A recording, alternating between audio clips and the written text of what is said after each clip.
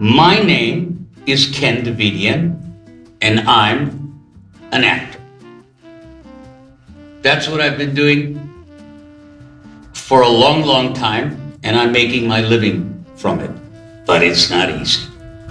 Oh, I'll tell you, I became famous after I did 120 appearances. But I got famous for not speaking a word of English and running around naked. Only in America. And that movie put me on that list of I'm an actor. The other movie that, again, didn't speak a word, but I got a write-up on the Hollywood Reporter. It was a movie called The Artist. It was black and white, and it was a silent film. I'm old, but I didn't take any classes in silent film. Well, they didn't have them. Both films, I didn't speak a word of English. One of them I ran around naked, and I'm in con. Where else? What else? I mean, if that's not great, I don't know. I mean, that's where I want to be. That's what I want to do. It's really magical. And when you finish, when the product is there and you're praying that people like it, that's an interesting and exciting feeling. One of the strangest things I've done was run around naked. I didn't think I was gonna do it. I kept saying, fat man in boxers, hilarious. Everybody loves a fat man in boxers. No, naked. And I felt that if the director knew what he was doing, then it would be a success. Or I'd be running around naked for the rest of my life, and he was right, I was wrong. It was the scene everybody talked about. We won best 50th fight scene, and then we won best fight scene naked. And I mean, it was, I know I was naked, but it worked. It worked, and I felt I justified it for the character. I have an uncle who lives in Armenia, who's been here 7 or 8 times, and I felt that if the house was on fire, he would wake you up after he put on his slippers and a robe or something. But if he was mad at you, he'd run after you naked and give a shoot. What? I'm gonna catch you and I'm gonna beat you up. So fortunately, I ran faster than him. But I justified it. And I really think it worked for the scene, because you got two people that are really don't know the rules and regulations. They talk about fish out of water. I didn't know you're not supposed to run around naked in a hotel until I did. So, but that was the movie. That was that you can't say anything bad about the movie that created your life. So I appreciate the fact that I had that opportunity. But it was cold. And you know that shiver thing when you're naked? That's true.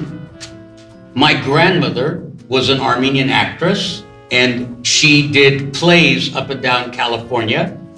And the lady that was the head of the troupe, the acting troupe, was a lady named Mamulyan. Her son was an American director. And I just liked it because my family was in waste removal. So, you know, those trash containers that you see behind the stores?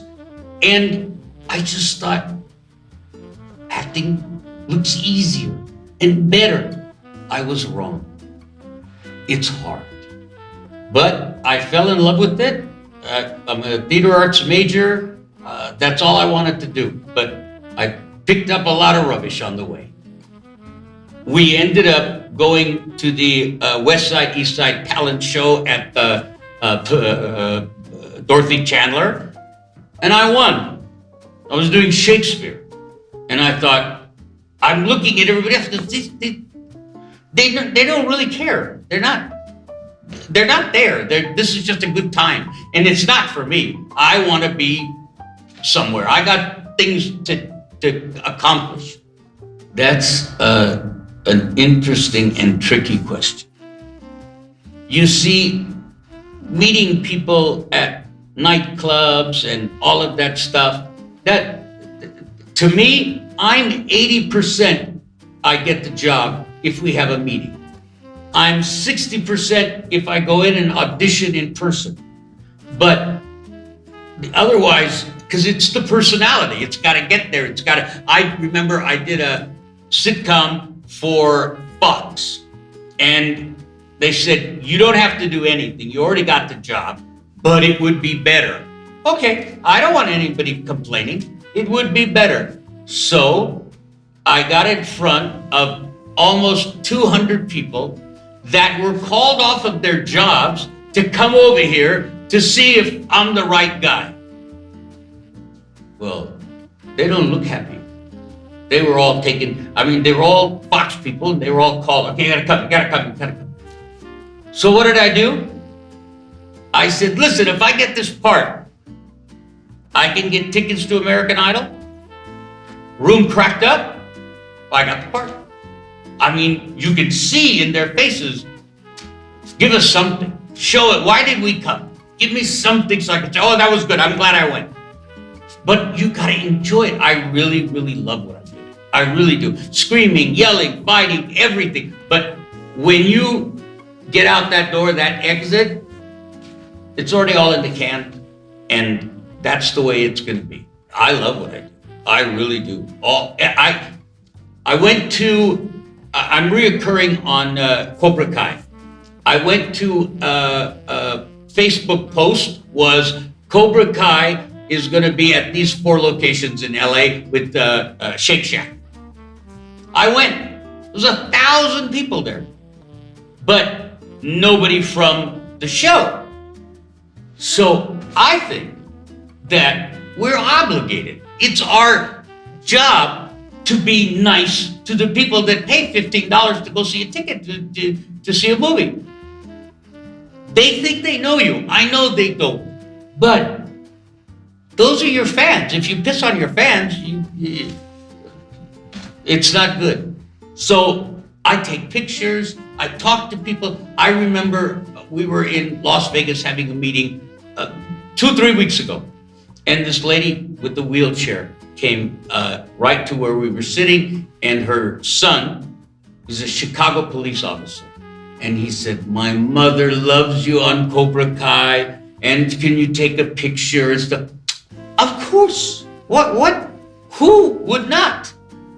So I kind of think that PR is kind of an obligation for an actor to be able to communicate with everybody and the people that love him. I know there's a couple of cuckoos out there, but I don't know. This is the first time I've seen something like this, where people are actually helping other actors. If I was to say the first and most important thing is to educate yourself. There's schools, there's classes, there's drama clubs. Once I told a young lady, go to Santa Monica Boulevard and get in one of these 99-seat theaters. You need to practice. You need to know what you're doing, because if you don't know what you're doing, you're gone. My college professor used to say, if you can't do it, get out. We'll get somebody else. And that's it.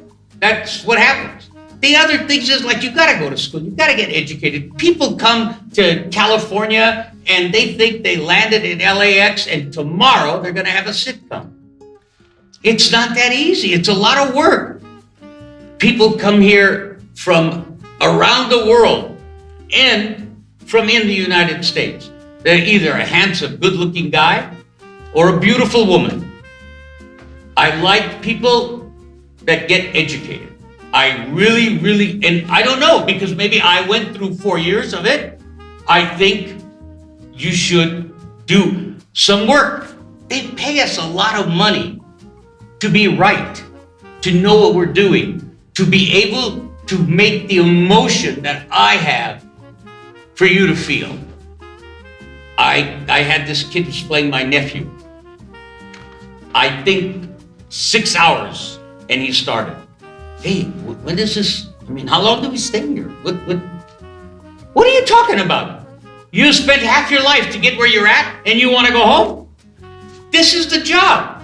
The job has to get done. Everything is scheduled so that it has to get done. One guy came up to me and said, hey, listen, tell me about this acting thing. I want to do it. I said, what do you do now? I'm in construction.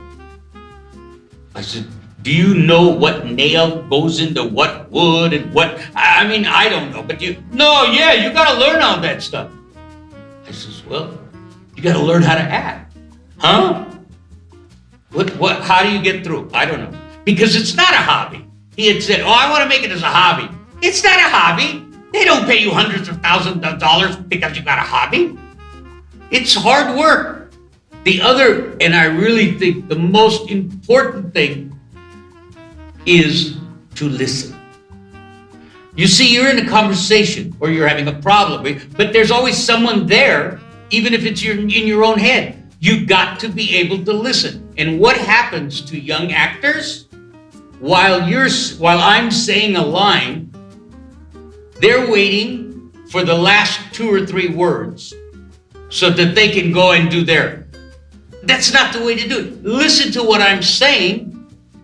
You already know the temperature of this show. You already know where you want to go.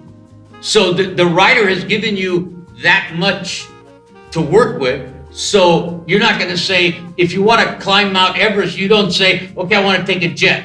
So it's something about climbing. But if you listen to the other character, you'll have an answer. But you give the director the ammunition to make a decision.